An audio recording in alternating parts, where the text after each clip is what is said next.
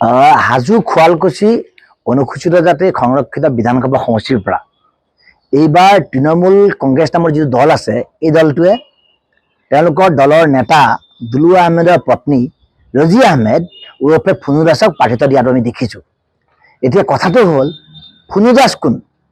ৰজি আহমেদ হোৱাৰ আগতে বা দুলু আহমেদলৈ বিবাহ হোৱাৰ পূৰ্বে এই ৰজি আহমেদ ফুনু দাস আছিলে। অৰ্থাৎ ফুনু দাস এগৰাকী কৈবৰ্ত সম্প্ৰদায়ৰ অনুসূচিত জাতিৰ ছোৱালী।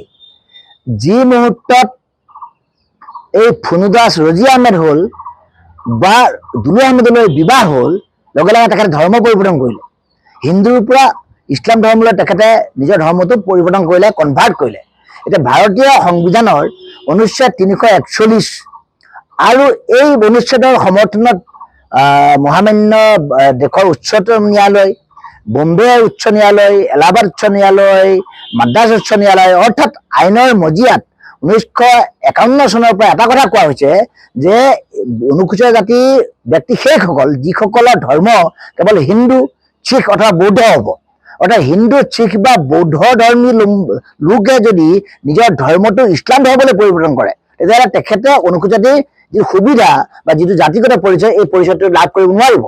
গতিকে ফুনু দাস ওৰফে ৰজি আহমেদে যদি কালিলৈ নমিনেশ্যন দিব বুলি আমি শুনিছোঁ, এই নমিনেশ্যন দিয়াৰ পূৰ্বে আমি অনুসূচিত জাতিৰ যুৱস্তপদ অসম দৰবাৰৰ পৰা মহামান্য কামৰূপ গ্ৰাম্য আয়ুক্ত ডাঙৰীয়া, ৰিটাৰ্ণিং বিষয়া ডাঙৰীয়া, নিৰ্বাচন বিষয়া ডাঙৰীয়া, অসমৰ মাননীয় মুখ্য নিৰ্বাচন বিষয়া ডাঙৰীয়া, মুখ্যমন্ত্ৰী ডাঙৰীয়া, গুৱাহাটী উচ্চ ন্যায়ালয় মুখ্য ন্যায়াধীশ ডাঙৰীয়া, সকলো পক্ষকে আমি অভিযোগ পত্ৰ দিম, কোনো কাৰণতে যাতে ফুনু দাসে অৰ্থাৎ যিগৰাকী ফুনু দাসে নিজৰ ধৰ্ম পৰিৱৰ্তন কৰি হিন্দুৰ পৰা মুছলিম হ'ল, ইছলামলৈ ৰূপান্তৰিত হ'ল, তেখেতে যাতে তেখেতৰ নমিনেশ্যনখন প্ৰাৰ্থিত্বটো কোনো কাৰণতে গ্ৰহণ নকৰে, বৰঞ্চ নমিনেশ্যনখন যাতে বাতিল কৰে, কঠোৰৰ পৰা কঠোৰ যাতে স্ক্ৰুটিনি কৰি এই নমিনেশ্যন কেঞ্চেল কৰে, তাৰ বাবে আমি সংশ্লিষ্ট সকলো পক্ষৰ যাতে আমি অভিযোগ পত্ৰ দাখিল কৰিম।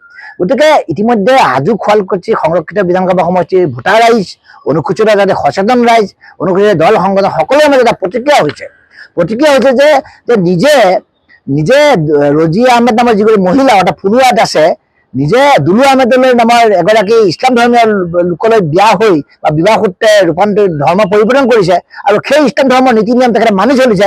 আজি হঠাতে হাজো খোৱালকুছি সংৰক্ষিত সমষ্টি হ'ল বুলি অনুসূচিত জাতিৰ এই প্ৰমাণ পত্ৰখনৰ অপব্যৱহাৰ হ'ব, এই কথা মানিলে নহ'ব। সেইকাৰণে যদি তেখেতে প্ৰাৰ্থিত্ব দিয়ে বা তেখেতে প্ৰাৰ্থিত্ব দিবই, কাৰণ দলে ঘোষণা কৰিছে, গতিকে আমি ইয়াত তীব্ৰ বিৰোধিতা কৰিছোঁ আৰু বিৰোধিতা কৰি যাম। আদালতৰ গোচৰ ৰুজু কৰা হ'ব। কোনো কাৰণতে এই ফুনু দাস এই সুবিধাবাদী মহিলাগৰাকী নিজে প্ৰেমৰ তালনত পৰিয়ে হওক বা যি কাৰণে নহওক দুলু আহমেদলৈ বিয়া হ'ল, ইছলাম ধৰ্মলৈ ৰূপান্তৰিত হ'ল, ইছলামৰ সকলোবোৰ নীতি নিয়ম নামাজকে ধৰি বা বিভিন্ন খাদ্যভাসকে ধৰি যিবোৰ তেখেতে গ্ৰহণ কৰিলে ইছলাম ধৰ্মত, এতিয়া তেখেতে আকৌ বিধানসভা নিৰ্বাচনৰ সুবিধাও ল'ব, এই কথা গ্ৰহণ কৰা নহ'ব। গতিকে কোনো মুছলিমেই হওক বা মুছলিমলৈ ৰূপান্তৰিত হোৱা, ধৰ্ম ৰূপান্তৰিত কৰা কোনো ব্যক্তিৰ অনুসূচিত জাতিৰ মজিয়াত স্থান নাই, এই কথা নিশ্চিত। গতিকে আমি কঠোৰ পৰা কঠোৰ ব্যৱস্থা গ্ৰহণ কৰিম, এই কথা নিশ্চিত।